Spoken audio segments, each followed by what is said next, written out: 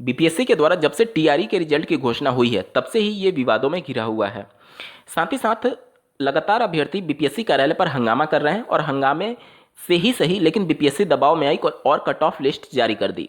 देर शाम cut off list जारी होने के बाद से ये विवाद और ज़्यादा बढ़ गया। बहुत सारे अभ्यर्थी सोशल मीडिया साइट्स पर यह दावा कर रहे हैं, न्यूज एजेंसीज में ये दावा कर रहे हैं कि मेरा जो पर्टिकुलर कैटेगरी में जहां पर एनए लिखा गया है, यानी कि आयोग ये बोला है कि हमारे पास अवेलेबल कैंडिडेट नहीं थे उस पर्टिकुलर कैंडिडेट में सेलेक्ट होने के लिए। वहीं पर अभ्यर्थी ये दावा कर रहे हैं कि मैं उस पर्टिकुलर कैंडिडेट में क्वालिफाइंग मार्क्स से ऊपर लाकर भी अचयनित हूं, जबकि आयोग ये कह रहा है कि हमारे पास कैंडिडेट ही अवेलेबल नहीं है।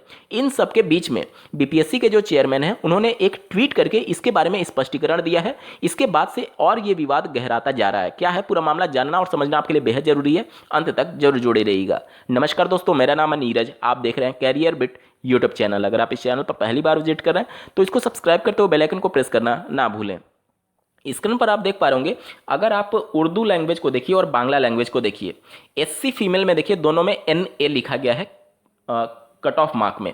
एनए का मतलब जब आप इसी नोटिफिकेशन के जो कट ऑफ वाला नोटिफिकेशन है इसके नीचे जाएंगे तो यहाँ पर पहले नंबर पर दिया गया है कि एनए का मतलब है अभ्यर्थी उपलब्ध नहीं है। ठीक है, यानी कि इस कैटेगरी में अभ्यर्थी ही अवेलेबल नहीं थे, इसलिए यहाँ पर एनए लिख दिया गया है। इसी प्रकार से अगर आप अन्य कैटेगरी में जाएंगे, अन्य सब्जेक्ट में जैसे टीजीटी पीजीटी में, यहाँ पर बहुत सारे कैटेगरी में एनए लिखा गया है। यहाँ तक तो चीज़ें समझ में आ रही हैं कि चलिए ठीक है, हो सकता है कि वाकई में कैंडिडेट अवेलेबल नहीं है इस कैटेगरी में, इसलिए एनए लिखा गया है। लेकिन जो ट्वीट उनके द्वारा किया गया है वो ट्वीट इतना ज़्यादा कन्फ्यूजन वाला है कि अभ्यर्थी और ज़्यादा कन्फ्यूज हो गए हैं कि ओवरलैपिंग हुआ भी है अथवा नहीं। अंत तक जरूर जुड़े रहिएगा। स्क्रीन पर आप श्री अतुल प्रसाद जी जो कि बीपीएससी के चेयरमैन हैं उनका ट्वीट देख पा रहे होंगे, जो कि आज दिनांक 26 अक्टूबर 2023 को दोपहर के 2:37 पे किया गया है। एक बार जल्दी से देख लेते हैं। देखिए इन्होंने क्या कहा है कि NA in TRE cut off means no candidate in that reservation category was left to avail reservation in that category. यानी कि टीआरई में कट ऑफ में एनए का मतलब है कि उस आरक्षण श्रेणी में कोई भी उम्मीदवार उस श्रेणी में आरक्षण का लाभ उठाने के लिए नहीं बचा था।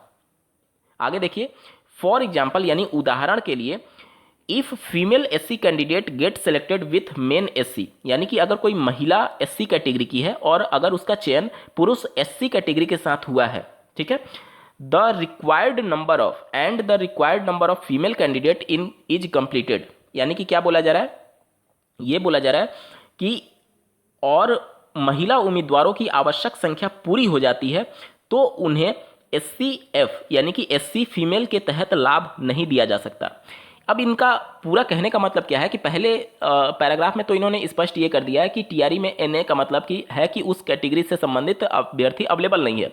लेकिन जो एग्जाम्पल इन्होंने दिया है वो एग्जाम्पल अपने आप में कई विवाद उत्पन्न करेगा। देखिए इन्होंने ये एग्जाम्पल दिया है कि अगर मान लीजिए एससी फीमेल की कोई कैंडिडेट है और अगर उसका चयन एससी मेल के साथ हुआ है और जो required number of female candidate है वो कंप्लीट हो गया, मतलब कि मान लीजिए कि जैसे वर्टिकल रिजर्वेशन के अंतर्गत सीटों का वितरण कैसे होता है, जैसे मान लीजिए टोटल 80,000 सीट है तो 80,000 का 40% ओपन सीट में चली गई। उसी प्रकार से कैटेगरी वाइज यहाँ पर डिवाइड हो जाता है। एससी का भी जितना रिजर्वेशन दिया जाता है, जितना प्रतिशत, उतना पहले कैटेगराइज किया गया, ये वर्टिकल रिजर्वेशन हुआ। उसके बाद से उसमें हॉरिजेंटल रिजर्वेशन दिया जाएगा, मतलब कि एससी का जितना सीट बना उसमें मेल भी है और फीमेल भी है, उसमें से आधा सीट यानी 50% सीट जो है वो फीमेल के लिए रिजर्व कर दिया जाता है।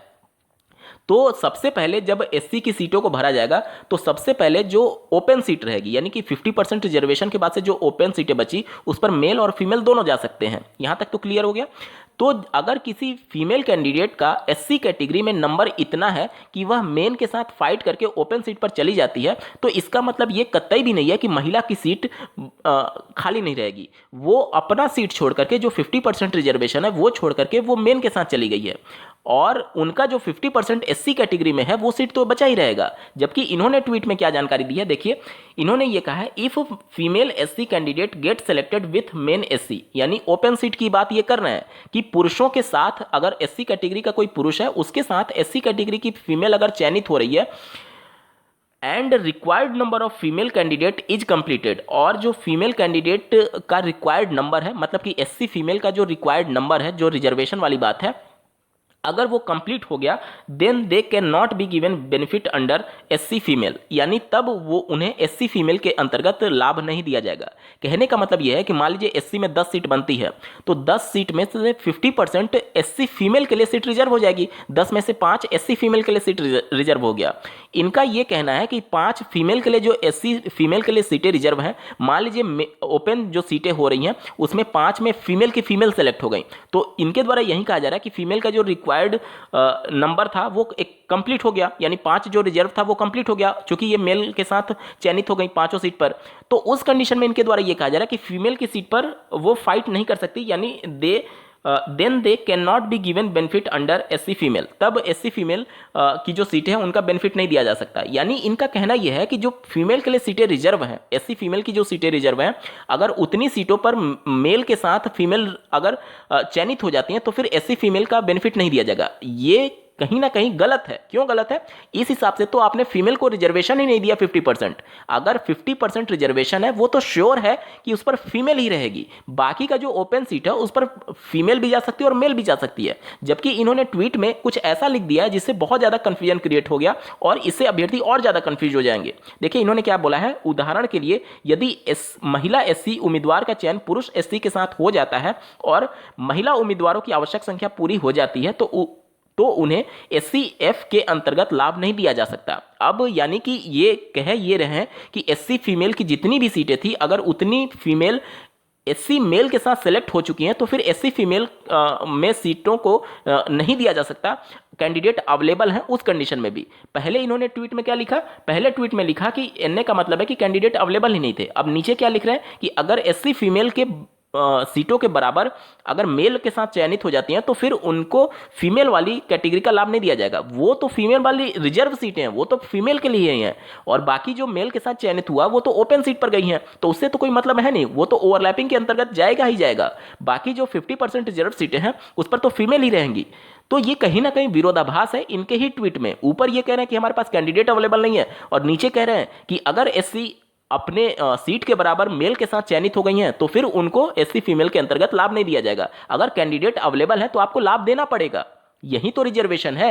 अगर मान लीजिए कि आप फीमेल का 50% मेल के साथ चयनित कर दे रहे हैं और बाकी के अगर फीमेल का जो सीट है उसके बराबर अगर मेल में वो चयनित हो गई तो इसका मतलब तो ये हो गया ना कि आपने वो 50% रिजर्वेशन का लाभ दिया ही नहीं फीमेल को। अगर कैंडिडेट अवेलेबल है तो आपको हर हाल में देना पड़ेगा। ऊपर आपने कहा कि हमारे पास कैंडिडेट अवेलेबल नहीं है और नीचे लिख रहे हैं कि अगर वो रिक्वायर्ड नंबर कंप्लीट हो चुका है तो फिर फीमेल एससी फीमेल का लाभ नहीं दिया जाएगा। ये कहीं ना कहीं विरोधाभास है और इन सभी चीजों को लेकर के जितना आयोग स्पष्टीकरण दे रहा है उतना ही ये मामले उलझते जा रहे हैं। इस सभी मामले पर आपका क्या कुछ कहना है कमेंट के माध्यम से जरूर बताइएगा और ऐसे ही महत्वपूर्ण अपडेट के लिए इस चैनल को सब्सक्राइब करना ना भूलें। इस वीडियो को देखने के लिए आपका बहुत बहुत धन्यवाद। भगवान करे आपका दिन शुभ हो।